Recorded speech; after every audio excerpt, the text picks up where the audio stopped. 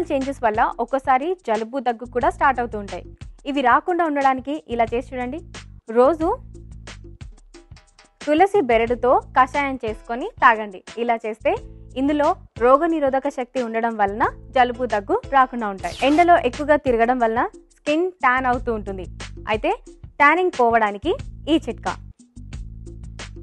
కొబ్బరి నీళ్లలో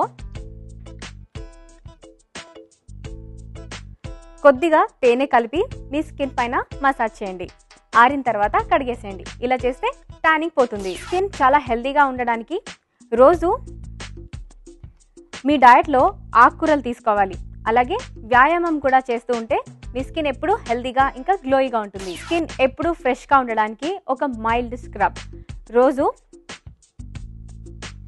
vote meal, కొద్దిగా సున్నిపిండి,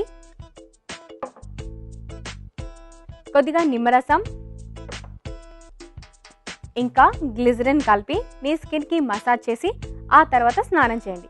ఇలా చేస్తే మీ స్కిన్ ఎప్పుడు ఫ్రెష్గా ఉంటుంది. బాగా డ్రై స్కిన్తో బాధపడే వారి కోసం ఈ చిట్కా: పుదీనా రసాన్ని తరచుగా ముఖానికి అప్లై చేస్తూ ఉంటే ముఖంపై ఉన్న డెడ్ స్కిన్ అంతా పోయి స్కిన్ తిరిగి రిఫ్రెష్గా ఉంటుంది. చపాతీలు చల్లగా ఉంటే అవి చాలా గట్టిగా తయారవుతుంటాయి.